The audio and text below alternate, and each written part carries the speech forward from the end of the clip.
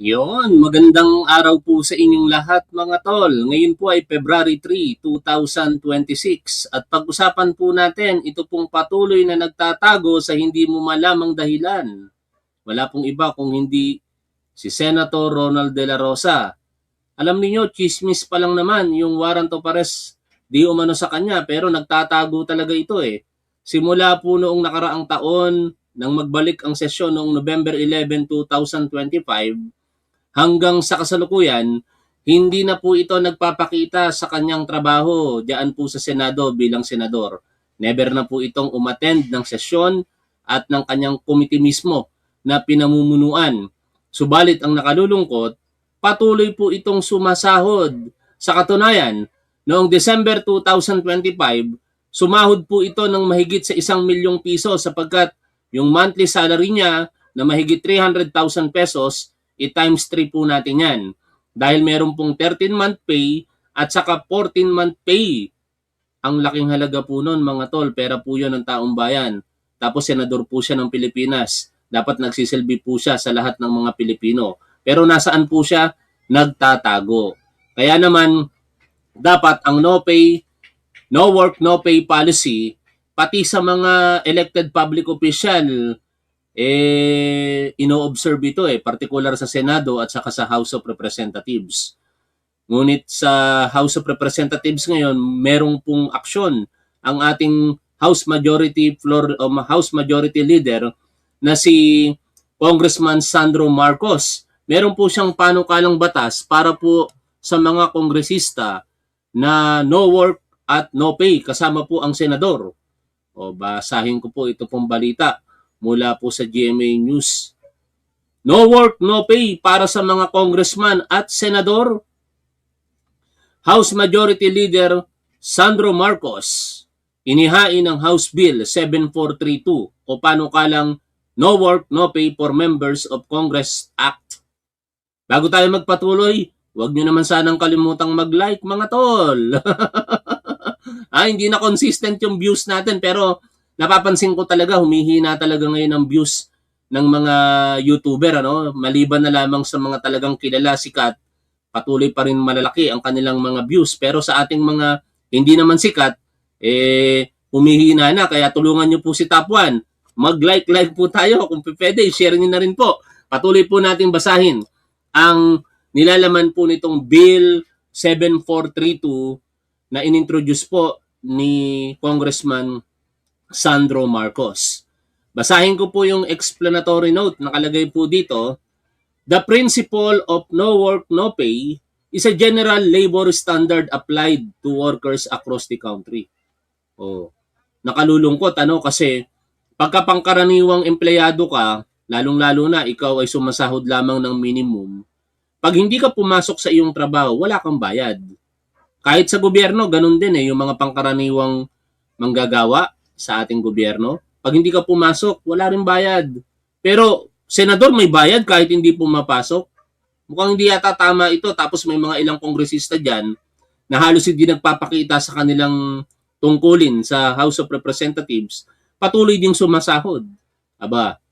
Kaya dapat i-address na po ito. At saludo ako dito kay Congressman Sandro Marcos. However, members of Congress who are entrusted with the responsibility of crafting laws and representing the people are currently compensated regardless of attendance or participation. This has led to public concern over absenteeism, lack of accountability, and ito pinakamasaklap dito, wastage of taxpayer funds. Diba? Talagang pagsasayang po ito ng pondo ng taong bayan. Biruin mo, sinasahuran ka tapos hindi mo naman ginaganap ang iyong tungkulin bilang tagapaglikha ng batas. This bill seeks to institutionalize a no work, no pay compensation scheme for members of Congress, ensuring that public funds are spent only when these elected officials fulfill their duties. Dapat ganun talaga. Kapag ka hindi nagtatrabaho bilang mambabatas, wala ka dapat bayad. Napakasimple lang na sana nung lohika Kaso lang, walang umiiral na batas Kaya Buti na lamang naisipan ni Congressman Sandro Marcos na gawing batas na ito kasama sa partikular sa Kongreso by mandating that salary and other emoluments be tied to attendance and participation in plenary sessions, committee hearings, and other official functions. The measure promotes transparency, accountability, and integrity in governance. This proposed legislation also provides safeguards by recognizing valid reasons for absence. Hindi naman pala aalisin yung mga justifiable circumstances kung tawagin, mga reasonableng dahilan kung sila po ay absent sa kanilang trabaho, such as illness or official representation duties, while penalizing, ito na dapat, parusahan, misconduct and fraudulent claims. Furthermore, it requires the publications of attendance records to strengthen public trust and oversight. Biruin mo, may mga ilang kongresista pa nga dyan ang gagawin. Mag-a-apply ng travel clearance. Tapos magpupunta sa iba't ibang bansa and wars. 6 months duration pa ang tinutukoy natin si Congressman Leandro Lebiste. Dati si Congressman Pulong Duterte pero hindi na-aprobahan yung kanyang travel clearance . Eto naman kay Lebiste, di ko pa alam kung ma-aprobahan ang kanyang travel clearance. Sa mga panahong yan, if ever na ma-aprobahan, wala siya sa Pilipinas, most of the time nasa ibang bansa dahil nga nasa 20 bansa ang kanyang pupuntahan, patuloy na sa sahod. O ang depensa, hindi niya naman tinatanggap ang kanyang sahod kahit na. Hindi mo nga tinatanggap ang sahod mo bilang kongresista, may nagke-claim naman ito at inilalagak sa ibang agenda na maaaring pabor o pabor sa ibang tao, hindi pa rin tama yun kasi ang intention ng salary ay para sa'yo. At maliban na lamang kung yung mismong sahod mo, ibabalik mo sa treasury. Hindi naman mangyayari yon, di ba? Tuloy tayo rito sa ating binabasa. To the objection that this bill is probably unconstitutional for selective discrimination against members of Congress, mukhang ito yung magiging challenge dito, no? Baka nga naman unconstitutional ito for equal protection, no? Or yung equal applications ng batas. Tingnan natin. It must be remembered that no less than the 1987 Philippine Constitution itself provides for the statutory regulation of the official compensation for members of Congress. Ayun naman pala. Meron naman palang nakasaad sa ating konstitusyon when it states in part under Section 10 of Article 6 that the salaries of senators and members of the House of Representatives shall be determined by law. Kinakailangan pa pala ng isang Congressman Sandro Marcos para mapansin ito, no? Sana maging batas po ito. Pero dumistansya na po rito ang Malacanang . Natanong kanina sa press conference ni Undersecretary Claire Castro kung ano po ang masasabi diyan ng ating Pangulong Bongbong Marcos at yan daw po ay hindi papakialamanan ng ating Pangulo. Hindi pa raw po sila nagkakausap tungkol diyan ng kanyang anak na si Congressman Sandro Marcos at sabi ng ating Pangulo ayon kay Undersecretary Castro trabaho naman daw po yan ng mga kongresista, partikular ng kanyang anak na lumika po ng batas. Ituloy ko po in passing this measure, Congress affirms its commitment to uphold the highest standards of public service and to ensure that elected representatives truly embody the principle of service to the people. In view of the foregoing, the enactment of this bill at the soonest is earnestly recommended. Sana talaga mangyari po ito. Ito na po yung pahapyaw, no, na mukha nitong batas. Bill 7432, an act mandating a no work, no pay compensation scheme for members of Congress and other purposes. Yan Member of Congress refers to any duly elected senator or member of the House of Representatives. Kaya malinaw, dito po sa bill na ito mga tol, na kung sakaling maging batas, sigurado, maia-apply po ito kay Ronald De La Rosa if ever na siya po ay aabutin pa ng enactment ng batas na ito. Kasi sa mga susunod po na video na atin pong re-reactionan, partikular si dating Senador Antonio Trillanes, ay sa Mayo maghahain po ito ng ethical complaint laban kay De La Rosa dahil nga po hindi ito pumapasok sa Senado. Pero sa kasalukuyan, pinag-iisipan na po ng Senado na tanggalin ang sahod nito pong si Ronald De La Rosa. Pakinggan po natin, balikan natin ang mga balita kaugnay po niyan. Inilahad ni Senate President Pro Tempore Panfilo Ping Lacson na pinag-uusapan na mga posibleng hakbang kaugnay ng kaso ni Senador Ronald Bato de la Rosa. Partikular dito ang patuloy na hindi paglahok ni Senador De La Rosa sa mga sesyon ng Senado simula pa noong November 2025. Kasunod dito ng pahayag ni Ombudsman Crispin Remulla na mayroon ang inilabas na arrest warrant ang International Criminal Court laban kay De La Rosa. Ito ay bilang akusado sa kaso kaugnay ng war on drugs campaign ng nakaraang administrasyon ng kilalang kaalyado ni dating Pangulo Rodrigo Roa Duterte. Ayon kay Senador Ping, napag-usapan kasama ni Senate President Vicente Soto III ang tungkol sa issue ng hindi pagpapakita. More or less, yun ang isang suggestion na baka isuspend or itigil yung sweldo kasi parang sabi ko SP kanina, paano natin mabuti kasi covered kami ng civil service law. Baka hindi ubra yung hindi mo pasweldo yung senador kung walang basis. Pero tama rin sa SP, we have our own rules. Meron tayo ng ethics committee recommendation. Once ma-adapt sa plenary, pwedeng isa sa mga recommendations at pwedeng implement ng plenary na itigil. So that's one reason. Sana mangyari yan, ano? Pero kung hindi mangyayari yan, ito po yung mga maaaring maging aksyon dyan sa mga susunod na panahon. Si dating Senador Antonio Trillanes, maghahain ng ethics complaint laban kay Senator Ronald De La Rosa, and that will be on May pa nga lang. At panoorin, balikan po natin ito pong interview sa kanya 7 days ago. Dating Senador Antonio Trillanes IV. Senador, magandang umaga. Si Joel Silala po ito. Magandang umaga po. Magandang umaga po sa inyo, kasamang Diyos Tala at sa ating mga listeners. Opo, Senador, may balak daw po kayong... Ba't nagdodoble? I think yung monitor lang ni Senator, pahina lang po. Pahina lang po, Senador, yung monitor po ninyo. Opo, may balak daw po kayo magsampa ng ethics complaint laban po kay Senador De La Rosa, Senador Antonio Trillanes?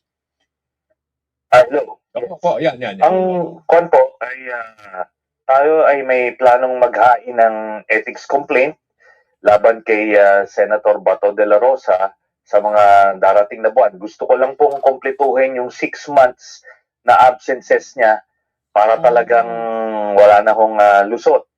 So, ang estimate ko po nito ay sa Mayo ito matatapos. So, binibigyan natin siya ng ng konting panahon pa. Para... Ayan malinaw sa Mayo. Pero titingnan natin kung ano yung maaaring maging development dyan sa mga susunod na pagkakataon kasi baka mauna naman yung batas o kaya naman baka mauna naman yung intention ng Senado na tanggalan na ng sahod itong si Bato de la Rosa. At syempre, yung pinaka-latest na napanood kong interview kay dating Senador Trillanes, yun po yung ating reaksyonan sa oras na ito. And it covers yung mga cases being filed kay Sara Duterte at matatanong din somehow yung kay Ronald De La Rosa. Kaya mag-change po tayo bahagyan ng topic, focus tayo dito sa interview kay dating Senador Trillanes. Partikular, uulitin ko lang yung impeachment complaint laban kay Sara Duterte, yung possibility na siya itumakbo sa pagka-presidente sa 2028, winnable ba siya, ano ba yung mga sirkumstansya na maaaring makaapekto sa kanyang kandidatura sa 2028 from now and the day forward kaya dapat inaanalisa talaga natin.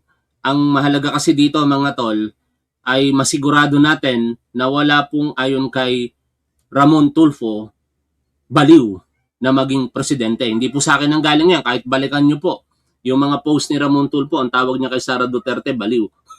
Tuloy po tayo dito. Today's Newsmaker, we have former Senator Sonny Trillanes. Senator Sonny, sir, thank you for your time.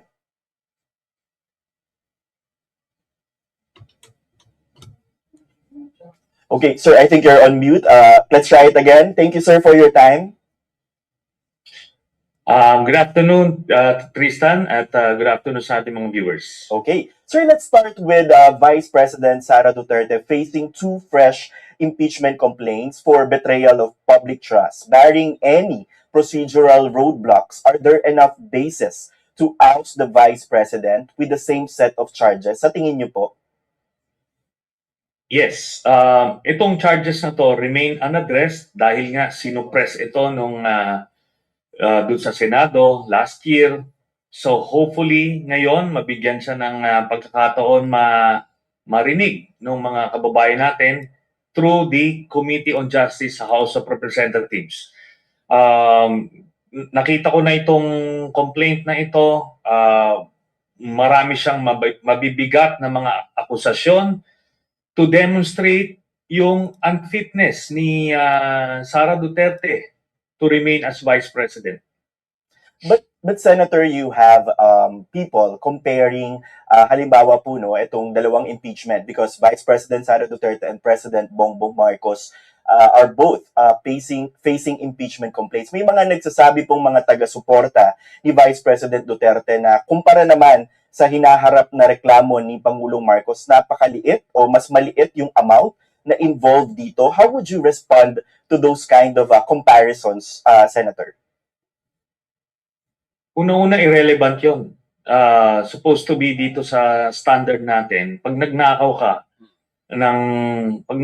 ka, period, kailangan managot ka. No? In this case, kailangan matanggal ka sa pwesto. Ngayon, yung impeachment laban kay President Marcos, bahala na yung mga nag-file doon kung paano nila titindigan yon. Pero itong aming na-file, confident kami. At let's talk about numbers. Itong kasong i-file kay former Senator Bong Revilla, 90 million pesos ang involved dito. Yung inaakusa nila kay Cheese Escudero, 150 million. Yung inaakusa kay Joel Villanueva, 200 million. Yan yung flood control scam na tinatawag nila. Ngayon, yung dito kay Sara, ang ina-accuse namin, more than 2 billion pesos ang ill-gotten wealth niya, 650 million confidential funds niya. Grabe, no? More than 2 billion pesos di umano ang ill-gotten wealth nitong si Sara Duterte. Ang yaman! Kung more than 2 billion kay Sara Duterte, magkano kaya kay Rodrigo Duterte? 12 billion pesos yung disallowances niya, 7 billion pesos yung unliquidated cash advances, 8 billion yung sa laptop. Maraming dito, halaga.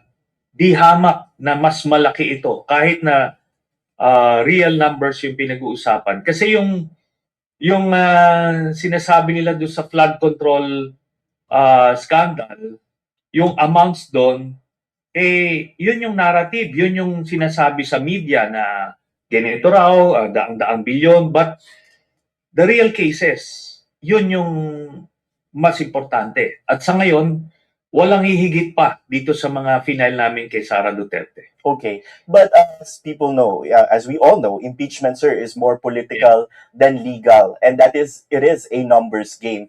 Sa pananaw niyo po ba, sir, does Sara Duterte have the numbers to kill these cases, given that lawmakers are now investing to their political capital 2 years into the next election?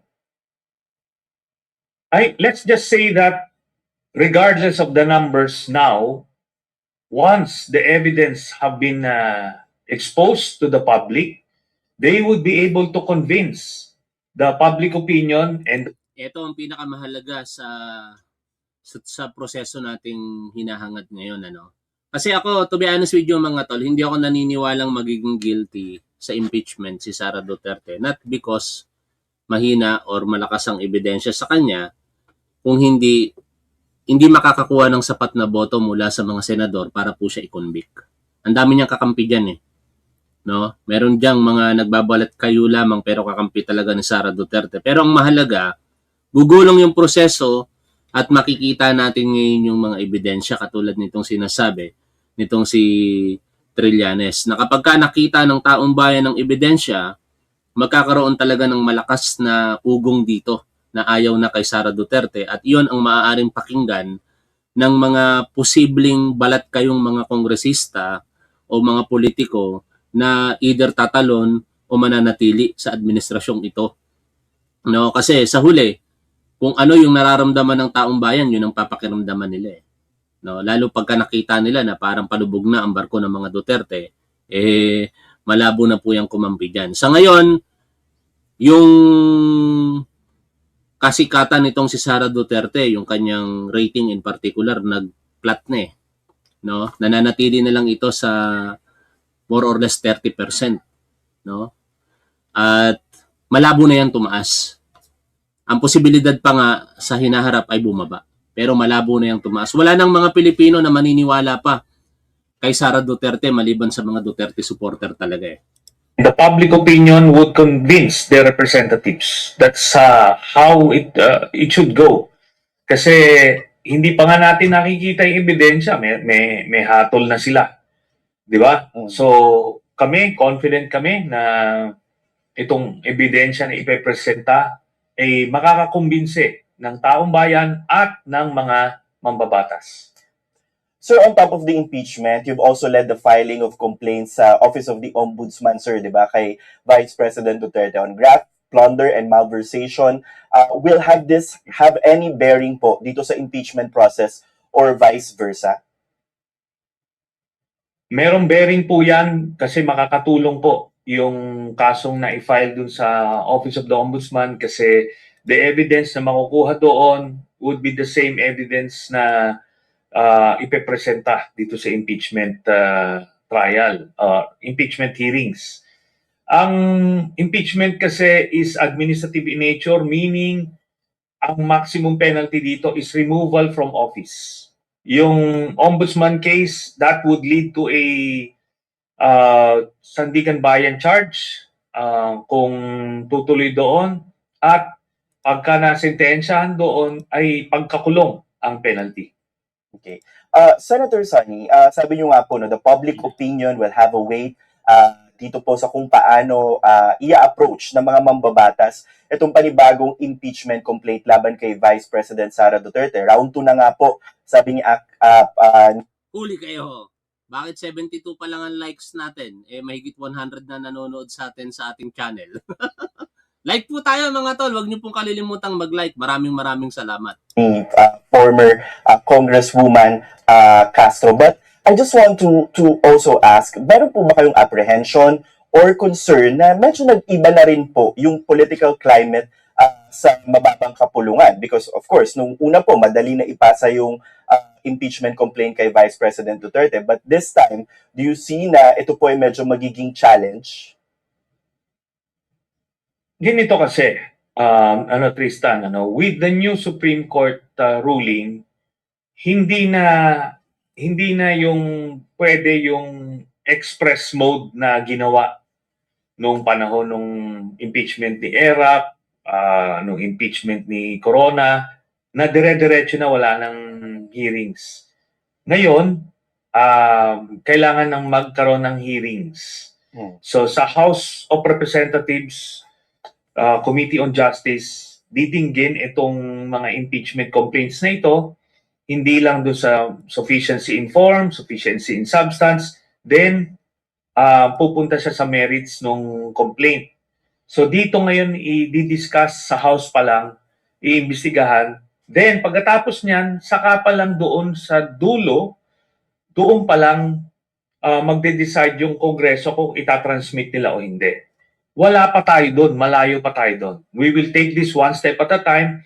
Again, pag lumabas itong mga ebidensya na ito, liliwanag yan. Liliwanag sa mga kababayan natin na ubod ng kurakot ni Sara Duterte, marami siyang nilabag na batas, marami siyang krimen. Naniniwala ba kayo sa sinabi ni dating Senador Antonio Trillanes, mga tol? Paki-comment nyo naman kasi ayon sa kanya, ubod ng kurakot itong si Sara Duterte. Maraming nilabag na batas. Naniniwala po ba kayo sa kanya? Na ginawa at hindi siya karapat-dapat maging Vice President ng ating bansa. Pagka ganyan na ang prevailing public opinion, masisway yung mga mambabatas natin. Okay. At Ganun po yun. hindi pa natin, sir, pwedeng masyadong pag-usapan, no, kung paano mapuprove etong mga basis or yung grounds na for impeachment kay Vice President Duterte, no? Like, anong mga documents would suffice to convince the lawmakers na merong grounds? Nakita naman na natin yung mga spurious documents or spurious liquidation methods na ginawa nila Sara Duterte doon sa pag-clear nila ng confidential funds. Doon pa lang, ano na yan maliwanag na yon. Yan ay mga Mary Grace Piatos and other fictitious names. So yan, ginawa nila yan. At ito, meron tong basis kasi nung siya ay mayor, gano'n na yung kanilang modus. Sa Davao pa lang. Kaya may pattern of behavior, may establish yan. Okay. Mga COA documents ito, official documents ito, na galing mismo kina Sara Duterte. Tapos, ito nang ultimately yung mabigat, yung bank documents na noong ko pa nilabas, ito ay kinonfirm ng ombudsman at ngayon, i-confirm ito ng mga bangko mismo kasi exempted sa bank secrecy law ang impeachment. Okay. Sir, apart from the VP, sabi nyo na rin, na-touch nyo a little bit yung kay Pangulong Marcos, the House Justice Committee is also tackling the impeachment complaints against President Bongbong Marcos. Earlier, they've decided that these two complaints are sufficient in form. Doon pa lang po sila umusad. And then tomorrow, they'll tackle the sufficiency in substance. Kanina, ang nangyari po, sabay-sabay po natin tinutukan yan, ay ang pagdinig for sufficiency in substance sa first impeachment complaint na ipinail po nitong si Attorney De Jesus. Naka-ground po ito sa limang sirkumstansya at isa-isahin ko po. Ayon sa complaint ay kidnapping ang ginawa kay Rodrigo Duterte na pinayagan po at in-enable ni Pangulong Bongbong Marcos. Sinasabi sa complaint na addict daw po si Pangulong Bongbong Marcos at ikatlo, hindi daw po binito ni Pangulong Bongbong Marcos yung unprogrammed funds. Ikaapat, yung kickback sa flood control project anomalies or corruption. At ikalima, yung pag-create daw po ng ICI para protektahan ang kanyang mga kaalyado. At sa nakita naman po natin kanina na pagdinig, halos wala pong kongresista ang nagsasabi na yun po ay may sapat na basihan. Kahit ang mga oposisyon na lehitimo, hindi naniniwalang may sapat na basihan. Kaya malamang sa pagboto nila bukas, pagka natapos naman yung pagdinig para po doon sa ikalawang impeachment complaint na inihain na Makabayan Black, sigurado tayo na yung first impeachment complaint, mababasura po yun. I do not know doon sa ikalawa. Pero kung ano man ang mangyari sa ikalawa, malamang hindi yan makakakuha ng sapat na boto para umakyat po yan sa Senado. Pakinggan natin, ito pong si Trillanes dito. But for you, sir, what do you make sense of these complaints and their fate in the House, whose members are usually aligned to the President? Alam mo, Tristan, a while ago, sinasabi mo, nagbago na yung timpla. Ngayon, ang sinasabi mo naman, aligned sa presidente. So, I think these things, let's give the benefit of the doubt sa ating mga kongresista na aside from their political affiliations, na they will give a chance dun sa merits ng mga complaints na binigay sa kanila. So, titignan nila yon at pagka hindi talaga mabigat. Oy, dumadami na yung likes natin, 98 na ang naka-like sa 125 watching. Maraming salamat sa inyo, I-dismiss yan for insufficiency in substance. Kasi ang pagkakaalam ko, yung iba, 5 pages lang, ang the total complaint. So yan yung sa complaints against President Marcos. Yung complaints against sa VP Sara should be treated the same way. Kami, I can just speak for the complaints na i-file nitong mga civil society leaders, of which yung Magdalo is a part of. So, I can say confidently na mabigat yung ebidensya na yan at kaya palagay ko mamumulat yung kababayan natin and ultimately yung mga mambabatas. Okay, at mahaba-haba pa nga pong proseso itong impeachment process. Given nga, wala na pong express mode katulad po ng sinabi nyo rin po kanina, Senator Sonny. Yeah. Sir, allow me to shift to another topic. Yung ICC naman po, wherein the ICC pre-trial chamber has ruled that former President Rodrigo Duterte is fit to stand trial and participate in the pre-trial proceedings. First, sir, your reaction on this ICC development at tuloy na po yung confirmation of charges hearing on February 23rd. Una-una, wini-welcome natin itong confirmation of charges hearing na sinet ng ICC pre-trial chamber sa February 23. However, ini-expect pa rin natin na hihirit pa rin ng delaying tactic itong Duterte camp kasi that's all they have. Kasi pag natuloy ito sa February 23, masiset yung trial yan probably around June. At tuloy-tuloy na yan, hindi na yan hihinto. Sa ngayon, wala nga silang ebidensya to prove na Ibang topic naman na yan, tungkol na kay Rodrigo Duterte.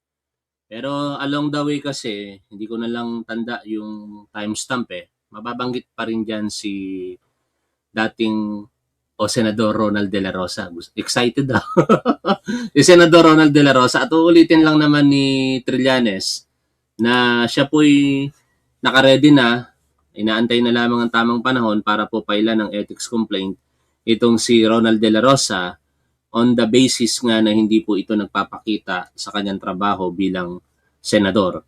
And sana talaga mag-workout yan kung mabagal ang pag-aksyon ng Senado, meron pa rin naman tayong isang option, yung pinag-usapan natin kanina, maging batas sa lalong madaling panahon, yung isinusulong na bill nito pong si Congressman Sandro Marcos na no work, no pay para po sa mga elected members ng Congress, both senators and House of Representatives member. Hanggang dito na lamang muna mga tol. Shoutout po sa inyong lahat. Siyempre, habang tayo po'y tumatagal, mas dumadami ang ating mga manonood. Pero hanggang dito na lamang muna. At maraming salamat po sa inyong lahat. Lagi po natin tandaan kung ano po ang tama at dapat, doon po tayo. Keep safe. See you always. Bye for now mga tol.